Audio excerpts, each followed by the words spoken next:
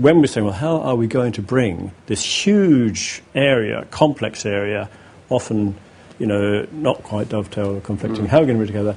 And the systems approach was the one which we decided to use.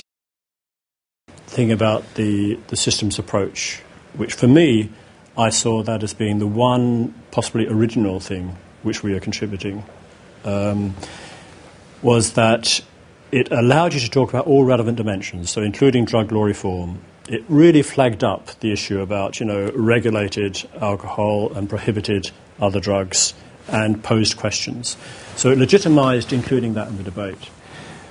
And it also meant that we only reached the 7 key loops after some discussion with a range of people from around Scotland who came in. We started off with about 10, and then we went... So it was done through a process of talking through with a range of different people what would fit.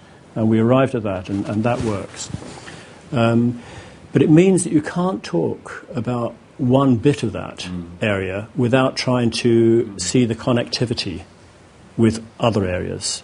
So I hear, for example, it's challenging. So in other words, sometimes, Neil McCarron has said that, he's complained about the mantra of inequality being used, about drugs.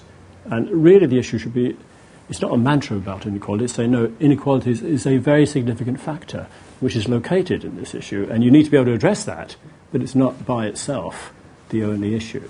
So the beauty of this and the liberating factor is that you can actually talk about everything, but in a way which you can begin to make the connections about how it impacts or is influenced by other dimensions. So we can actually talk about the issues of poverty in Afghanistan and Colombia and their contributions to what we're actually experiencing on our streets in Scotland and try and make sense of it, instead of only trying to solve a problem with one perspective.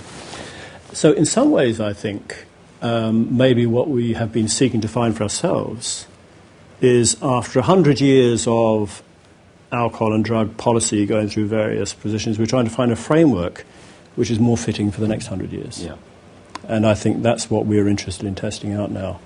So we haven't come to an end of this work, but we've reached a point where we have something to continue. I think up until now, people have recognised it's complex and saw that as being as a problem. It stifled doing anything about it. People couldn't deal with the complexity, and therefore they focused on things they could do and they thought were worth doing. What we're saying here is it is very complex, and we are trying to capture that complexity in a coherent way so that you can understand it and see the interactions across a very complex field, but also it is manageable.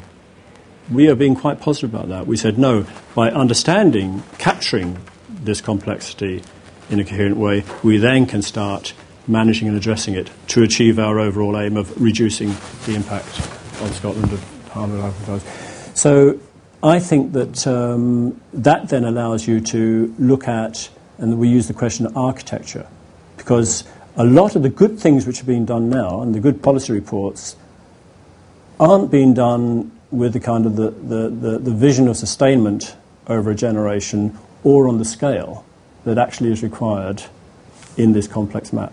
So this actually allows you to start putting other criteria around what is being done in terms of, well, how sustainable is it, how relevant is it to the scale of the issues which it is seeking to address, and what are the interactions and the unintended consequences in different dimensions.